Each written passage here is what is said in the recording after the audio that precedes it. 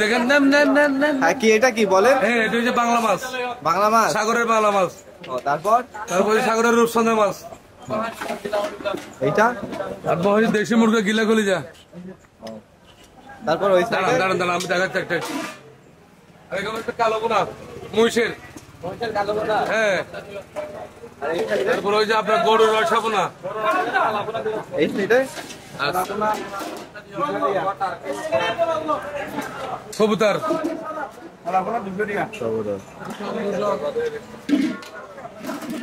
গুগু পাখি। তারপর যে আপনার পাহাড়ি মোরগ, টার্কি মোরগ, দেশি মোরগ। কত ধরনের আইটেম আছে আপনাদের? 25টার উপরে আছে হাঁসের মাংস। 25টার উপরে? আপনি সেগুলো দেখেনি, ওগুলো এখন দেখাতে পারবো না। এগুলো এখন দেখাতে পারবো না। আমটা গান করতেছেন? এগুলো তুলে আমরা খাবো, খাবে বর্তমানে খাবো। তরকারিতে প্রতিদিন ভাত করতে করতে এগুলো আমাদের খাইতে আর ইচ্ছে হয় না। এটা দিয়ে ভাত খাবো, এটা দিয়ে মরিচের গুঁড়া দিয়ে বর্তমানে খাবো।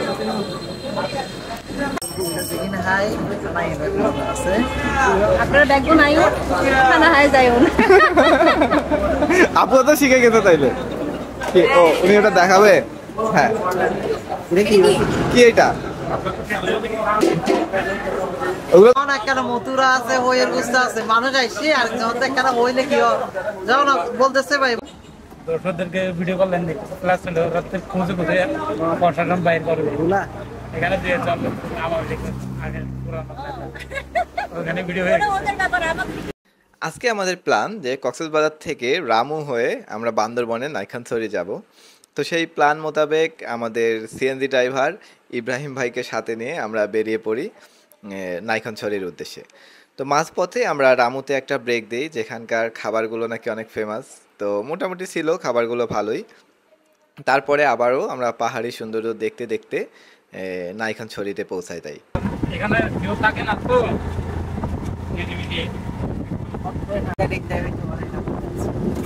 ভাই আমার এগুলো ভালো লাগে, খুব বেশি পশ টাইপের, যেমন হচ্ছে সাইরো, ওইদিকে গ্র্যান্ড সুলতান, এরকম টাইপের। ওর ভাবনা হচ্ছে এরকম যে আমার নেচার পছন্দ না, আমার নেচার ওগুলো পছন্দ না। না এটা সাইরোতে পুরোটাই নেচার।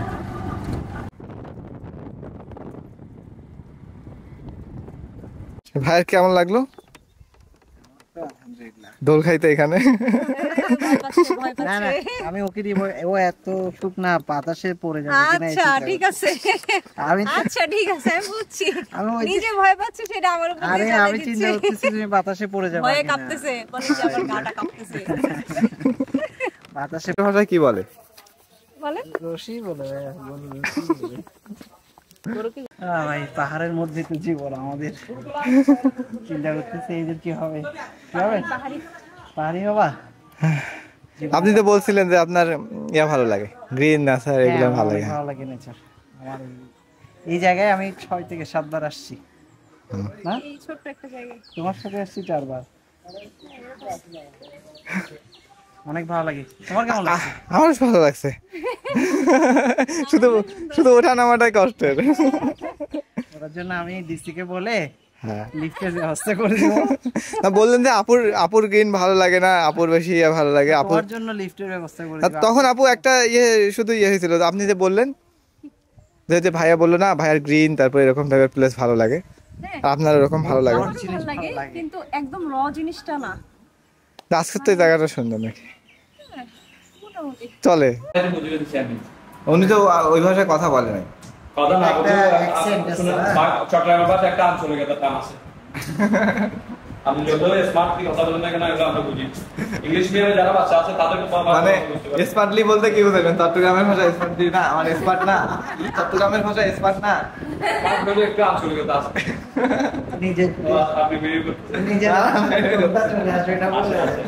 আঞ্চলিকতা আছে আসবে।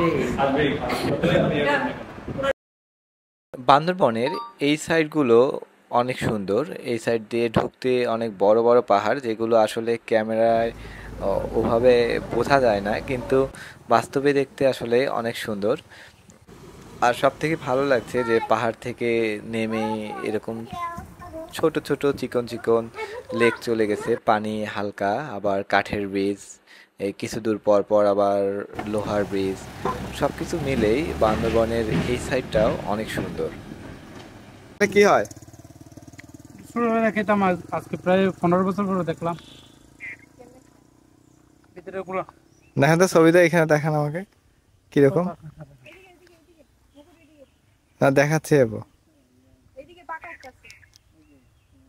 এটার নাম কি? তিপ্পল। খাইতে কেমন এটা? ভালো মাশাআল্লাহ, একটু মুখে দিয়ে দেখেন। সারাদিনের অনেক সুন্দর একটা সময় শেষে সুন্দর কিছু ছবি নিয়ে ফিরে চলা। তো বিপাশা আপু আর কায়েম ভাইকে নিয়ে এই ব্লগে আর কিছু বলতে যাচ্ছি না, কারণ ব্লগের লেন্থটা অনেক বড় হয়ে যাবে। হয়তোবা নেক্সট কোনো কক্সবাজারের ভিডিওতে আবার বলবো তাদেরকে নিয়ে। শেষ হয়েও হলো না শেষ, এরকম একটা ব্যাপার আসলে থেকে গেল।